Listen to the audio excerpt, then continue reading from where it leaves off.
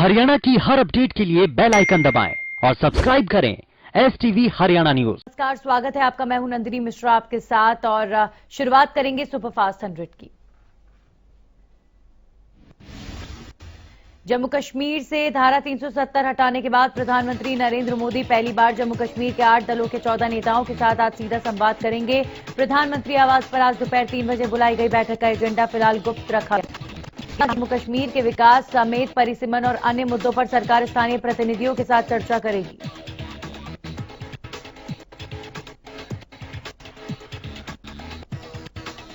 इस बैठक में पीएम मोदी के अलावा गृह मंत्री अमित शाह, रक्षा मंत्री राजनाथ सिंह, जम्मू कश्मीर के LG मनोज सिन्हा, NSA अजीत डोभाल ये एक तरह से सूबे में लोकतांत्रिक प्रक्रिया को आगे बढ़ाने के लिए वाइड कंसल्टेशन की शुरुआत है। हालांकि जम्मू कश्मीर में चुनावी प्रक्रिया शुरू होने में अभी साल भर का समय लग सकता है।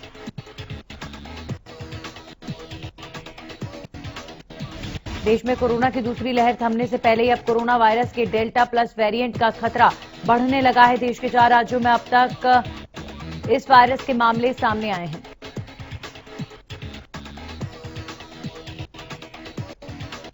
देश में कोरोना वायरस के डेल्टा प्लस वेरिएंट के करीब 40 नए मामले सामने आए, जिसके बाद चिंता और ज्यादा बढ़ गई है। सरकार द्वारा कोरोना वायरस के इस वेरिएंट को वेरिएंट ऑफ कंसर्न्स बताया गया है, यानी ये वायरस चिंता बढ़ाने वाला है। जिन 4 राज्यों में डेल्टा प्लस वेरिएंट के केस मिले हैं उनमें महाराष्ट्र, मध्य प्रदेश, केरल और तमिलनाडु शामिल हैं। हालांकि सरकार की ओर से पहले बताया जा चुका है कि भारत में बन रही कोरोना की वैक्सीन हर वेरिएंट पर काम कर रही है।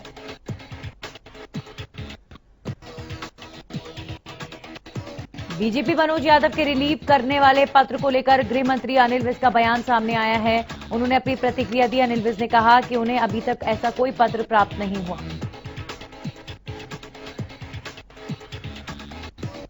विज ने कहा कि ये पत्र सोशल मीडिया पर ही चल रहा है। दरअसल डीजीपी ने गृह विभाग के आला अधिकारियों को पत्र लिखकर उन्हें रिलीव करने की इजाजत मांगी है। मैं पाकिस्तान से बातचीत करने वाले महबूबा मुफ्ती के बयान को लेकर अनिल विज ने इसे गैर जिम्मेदाराना बताया और वहीं किसानों के विरोध पर अनिल विज ने कहा कि जहां जहां किसान कानून तोड़ रहे हैं वहां वहां मुकदमे दर्ज किए जा रहे हैं। वहीं अभय चौटाला के सरकार पर घोटालों के आरोप पर विज ने कहा कि विपक्ष का काम बोलना है, लेकिन उनकी सरकार में कोई घोटाला नहीं हुआ और ना हो सकता है।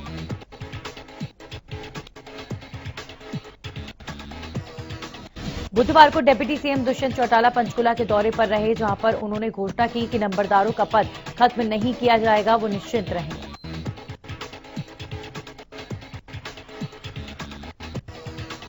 यही नहीं, भविष्य में राज्य के नंबरदारों को हर महीने एक निश्चित तिथि को मानदेय दिया जाएगा ताकि उनको कई कई महीनों तक इंतजार न करना पड़े।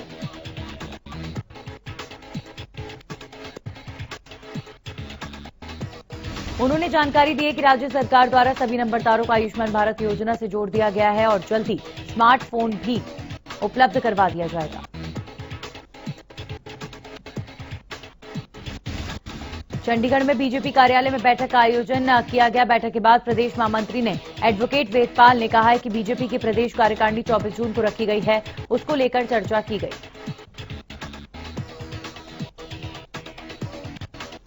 कार्यकारिणी का स्वरूप वर्चुअल और एक्चुअल भी होगा। कार्यकारिणी की बैठक 7 जगह से होगी। पार्टी के राष्ट्रीय अध्यक्ष दिल्ली से जुड़ेंगे, साथ ही हरियाणा के मुख्यमंत्री और अध्यक्ष चंडीगढ़ से जुड़ेंगे। इनके अलावा हिसार, जींद, रोहतक, रेवाड़ी और गुरुग्राम से नेता जुड़ेंगे। ओपी धनखड़ के प्रदेश अध्यक्ष बनने के बाद पहली प्रदेश कार्यकारिणी की बैठक होगी, जिसको लेकर काफी जोश है। एडवोकेट वेदपाल ने कहा कि कल के कार्यक्रम को लेकर चर्चा की गई है। केंद्रीय रेल मंत्रालय ने पंचकुला चंडीगढ़ में विश्व स्तरीय रेलवे स्टेशन विकसित करने का निर्णय लिया है और इस योजना के व्यवहारिक पक्ष का मुआयना करने के लिए मंत्रालय के वरिष्ठ अधिकारी चंडीगढ़ पहुंचे। रेलवे मंत्रालय के वरिष्ठ अधिकारी ने पहले चंडीगढ़ और उसके बाद पंचकुला रेलवे स्टेशन का मुआयना किया। पूर्व मुख्यमंत्री और इनेलो सुप्रीमो चौधरी ओम प्रकाश चौटाला की जेबीटी भर्ती घोटाले मामले में सजा पूरी हो गई। इस बात की जानकारी तिहाड़ जेल प्रबंधन की ओर से दी गई है। बता दें कि ओम प्रकाश चौटाला और उनके बेटे अजय चौटाला को 2013 में जेबीटी भर्ती घोटाले में 10 साल की सजा सुनाई गई थी। हालांकि अभी ओपी चौटाला पैरोल पर जेल से बाहर हैं। आपको बता दें कि ओपी चौटाला के शासनकाल में वर्ष राज्य के 18 जिले में हुई 3206 जेबीटी टीचरों की भर्ती में मानदंडों को ताक पर रखकर मनचाहे अभ्यर्थियों की भर्ती करने का आरोप लगा था। वहीं नेलो सुप्रीमो ओम प्रकाश चौटाला की रिहाई पर डिप्टी सीएम दुष्यंत चौटाला ने खुशी जताई है। दुष्यंत चौटाला ने कहा कि मुझे सूचना मिली है कि तिहाड़ जेल प्रशासन ने ईमेल किया है जिसमें पूर्व मुख्यमंत्री ओम प्रकाश चौटाला को रिहा करने की बात कही गई है। दुष्यंत चौटाला ने कहा कि एक साजिश के तहत पूर्व मुख्यमंत्री ओम प्रकाश चौटाला और डॉक्टर अजय चौटाला को सजा सुनाई गई थी।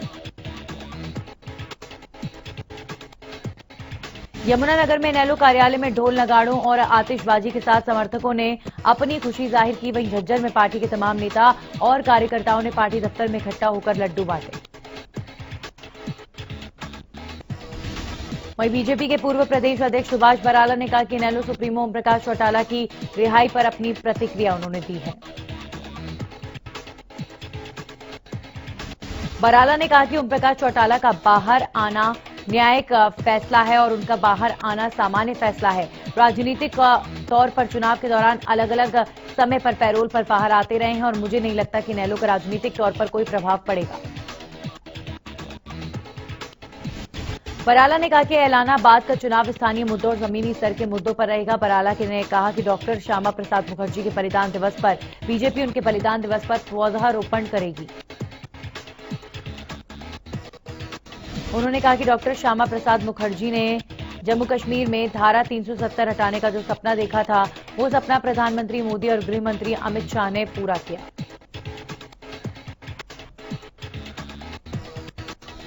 कृषि कानूनों के विरोध में किसानों के आंदोलन में काफी लंबे समय से चल रहा है लेकिन समाधान नहीं निकला। ऐसे में सरकार और किसानों की तरफ से सिर्फ बयानबाजी हो रही है। किसान नेता राकेश टिकैत ने डिप्टी सीएम दुष्यंत चौटाला के बयान पर पलटवार करते हुए कहा कि कहां से इनकम होती है, दुष्यंत हमें बताएं। राकेश टिकैत ने कहा कि आंदोलन अगले 3 साल तक चलेगा। किसानों में 10 साल तक आंदोलन चलाने की क्षमता है। यूपी के चुनाव में भी सरकार का तीखा विरोध किया जाएगा। सिरसा के चौधरी देवीलाल विश्वविद्यालय में 2 दिन पहले स्थापित पूर्व उप प्रधानमंत्री चौधरी देवीलाल की मूर्ति को लेकर सियासी संग्राम छिड़ गया है। चौधरी देवीलाल के 2 पड़पौत्र मूर्ति को लेकर आमने सामने आ गए हैं। 2 दिन पहले हरियाणा के उप मुख्यमंत्री दुष्यंत चौटाला ने सिरसा के चौधरी देवीलाल विश्वविद्यालय में ताऊ देवीलाल की मूर्ति का अनावरण किया था। पूर्व विधायक अभय चौटाला के पुत्र कर्ण चौटाला ने विश्वविद्यालय परिसर में पहुंचकर ताऊ देवीलाल की मूर्ति को गंगा जल से शुद्धिकरण किया। उन्होंने उप मुख्यमंत्री दुष्यंत चौटाला पर पूर्व उप प्रधानमंत्री के नाम पर सियासत करने का आरोप लगाया। यही नहीं, किसान आंदोलन पर दुष्यंत के बयान के बहाने भी उन्हें घेरा गया। साथ ही जेबीटी घोटाले में ओपी चौटाला की सजा पूरी होने पर लड्डू बांटकर खुशी का इजहार किया।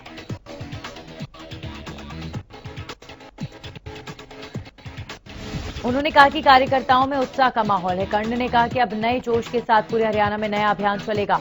पूरे प्रदेश के लिए शीघ्र कार्यक्रम तय किए जाएंगे। कांग्रेस प्रदेश अध्यक्ष कुमारी शैलजा ने संगठन की घोषणा पर कहा कि आखिरी चरण में विचार विमर्श किया जा रहा है। जल्द प्रपोजल सोनिया जी को भेजा जाएगा। कुमारी शैलजा ने कहा कि कांग्रेस पार्टी बीजेपी के आरोपों से नहीं चलेगी। भारतीय किसान यूनियन के मानगुट के सरकार को समर्थन पर शैलजा ने कहा कि रहस्यमय बात है कि इतने महीनों से किसान आंदोलन पर बैठे हैं। पहले भी इस तरह से सरकार ने कुछ लोगों को पेश किया था। सरकार किसान आंदोलन को कमजोर करने का खेल खेल रही है।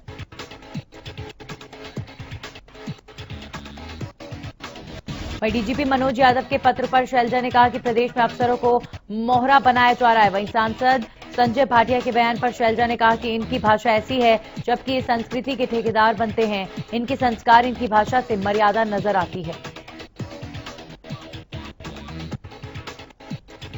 कांग्रेस ने हरियाणा के पार्टी संगठन का विस्तार करते हुए सुधा भारद्वाज को तत्काल प्रभाव से पार्टी की प्रदेश महिला इकाई का अध्यक्ष नियुक्त किया है।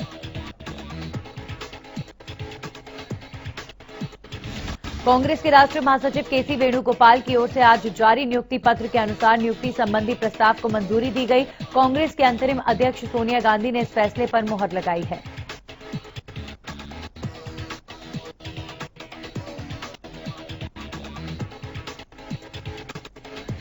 अंतर्राष्ट्रीय ओलंपिक दिवस के मौके पर सोनीपत में टोक्यो ओलंपिक में चयनित हुए सोनीपत के खिलाड़ियों और उनके अभिभावकों को सम्मान देने के लिए सोनीपत में खेल विभाग की ओर से सम्मान समारोह का आयोजन किया गया,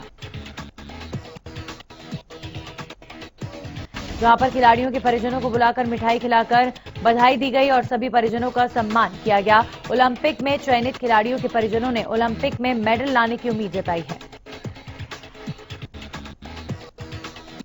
3 कृषि कानूनों के विरोध में दिल्ली के सीमाओं पर किसानों का आंदोलन लगातार जारी है और इस आंदोलन को 26 जून को 7 महीने पूरे होने जा रहे हैं, जिसको लेकर किसान एक बार फिर सिंधु कुंडली बॉर्डर मोर्चे को मजबूत करने की तैयारियों में जुट गए हैं।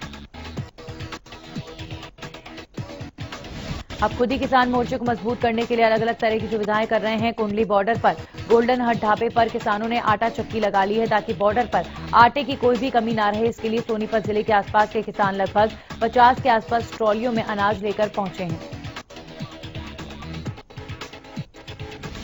किसानों का कहना है कि जब तक सरकार किसानों के सामने नहीं झुकती तब तक आंदोलन को चलाया जा सके, इसलिए हम एक बार फिर यहां पर राशन जुटाना शुरू कर चुके हैं ताकि मांग मानने तक आंदोलन को चलाया जा सके। कृषि विभाग ने प्रधानमंत्री किसान सम्मान निधि योजना का लाभ लेने वाले आयकरदाता किसानों से रिकवरी की तैयारी करनी शुरू कर दी है। सिरसा जिला में ऐसे 1431 किसानों की पहचान कर ली गई है। कृषि विभाग के अनुसार योजना छोटे और सीमांत किसानों के लिए फरवरी 2019 में शुरू हुई थी। वो किसान आयकरदाताओं की श्रेणी में नहीं आते। इस संबंध में जब सिरसा के कृषि विभाग के उपनिदेशक डॉक्टर बाबूलाल से बातचीत की गई तो उन्होंने कहा कि सिरसा जिले के 1431 किसान ऐसे हैं जो आयकरदाता होने के बावजूद पीएम सम्मान निधि योजना का लाभ ले रहे हैं।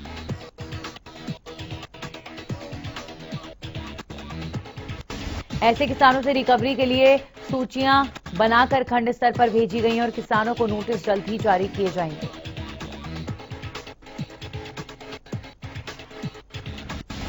वक्त एक छोटे से ब्रेक का है, जल्द लौटेंगे। फरीदाबाद के खोरी गांव के लोगों के ऊपर पहले से ही घर खाली करने की तलवार लटकी हुई है और ऐसे वक्त में भूमाफिया भी स्थानीय लोगों को चैन से नहीं रहने दे रहे। भूमाफिया भी बकाया राशि वसूलने का खेल खेल रहे हैं। ऐसा ही मामला बीते दिन सामने आया, जहां पर भूमाफिया के लोग विश्वकर्मा चौक के पास पहुंचकर एक व्यक्ति से बकाए पैसे मांगने लगे। पैसे न देने पर उसके साथ जमकर पिटाई की गई। स्थानीय लोगों ने जब विरोध किया तो वो बाइक लेकर फरार हो गया। उधर वीडियो वायरल होने के बाद भी पुलिस अभी तक भूमाफिया की तलाश नहीं कर पाई है।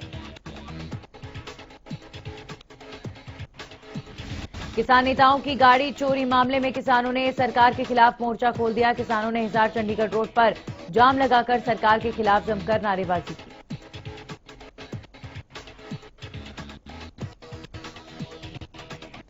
आपको बता दें कि किसान आंदोलन के दौरान 7 जून को चांदपुरा निवासी किसान की गाड़ी चोरी के मामले में गुस्साए किसानों ने रोष जाहिर किया है। इस दौरान किसान नेताओं ने कहा कि पिछले कई दिनों से फतेहाबाद में लूटपाट, चोरी और डकैती की घटनाओं के चलते जिले में गुंडागर्दी का आलम छाया हुआ है, लेकिन पुलिस प्रशासन उसे रोकने में नाकाम साबित हुआ।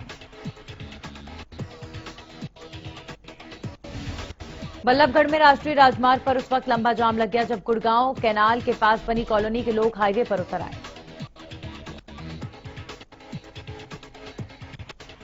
लोगों का कहना है कि यह राष्ट्रीय राजमार्ग को चौड़ा करने का काम किया जा रहा है, जिसकी वजह से कॉलोनी का रास्ता बंद हो गया। इसके साथ ही उनके रोजगार पर भी इसका बुरा असर पड़ रहा है।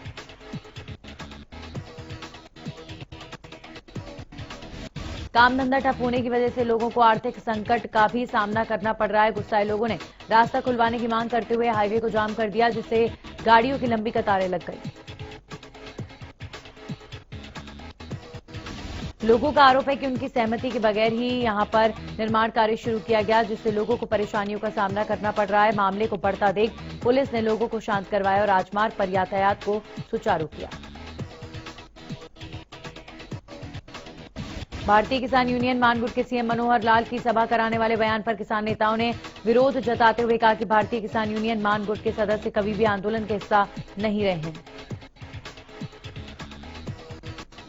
बहादुरगढ़ के टीकरी बॉर्डर पर धरने पर बैठे किसानों का कहना है कि किसानों को लड़ाने की साजिश कामयाब नहीं होगी।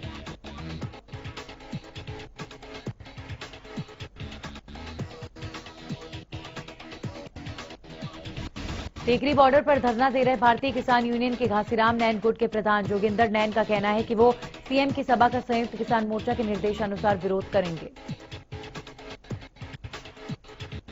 वहीं महिला किसान नेता सुदेश ने कहा है कि हम सीएम का हर सूरत में विरोध करेंगे। आपको बता दें कि भारतीय किसान यूनियन मानगुट के अध्यक्ष पुनीत प्रकाश ने मंगलवार को सीएम से मुलाकात कर 3 कृषि कानूनों के लिए सम्मानित किया और कुरुक्षेत्र में होने वाले पंचायत में शामिल होने का निमंत्रण भी दिया।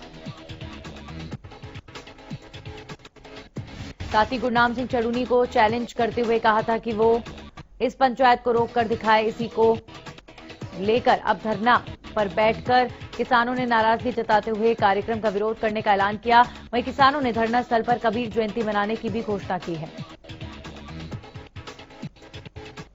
कोरोना महामारी के चलते स्कूल बंद है। प्राइवेट स्कूल अभिभावकों से पूरी फीस मांग रहे हैं। अभिभावक परेशान हैं।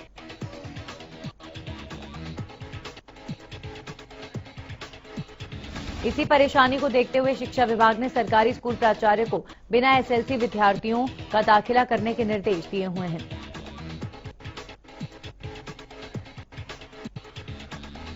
शिक्षा विभाग के निर्देशानुसार जो भी बच्चा सरकारी स्कूल में दाखिला लेना चाहता है और उसके पास एसएलसी नहीं है तो वो आधार कार्ड, जाति प्रमाण पत्र, राशन कार्ड, बैंक खाते की कॉपी और 2 फोटो देकर स्कूल में दाखिला ले सकता है। विभाग के निर्णय का प्रचार प्रसार करने के लिए बीईओ ने प्रत्येक स्कूल में एक कमेटी गठित की है। ये कमेटी प्रतिदिन गांव और स्कूल के आसपास क्षेत्र में जाकर लोगों से मिलेगी। उन्हें सरकार द्वारा स्कूलों में दी जाने वाली सुविधाओं के बारे में बताया जाएगा। अंबाला नगर निगम कमिश्नर एक्शन मोड में नजर आए। नगर निगम कमिश्नर ने मंगलवार रात अंबाला के हालातों का जायजा लिया। सफाई व्यवस्था, स्ट्रीट लाइट और अन्य मुद्दों पर इंस्पेक्शन की गई। साइबर सिटी गुरुग्राम में फर्जी बीमा क्लेम करने और जालसाजी का मामला सामने आया। जालसाजों ने मशहूर यूनिवर्सिटी के मालिक प्रशांत भल्ला का फर्जी मृत्यु प्रमाण पत्र तैयार किया और उसके बाद उनकी करोड़ों की पॉलिसी का क्लेम कर डाला।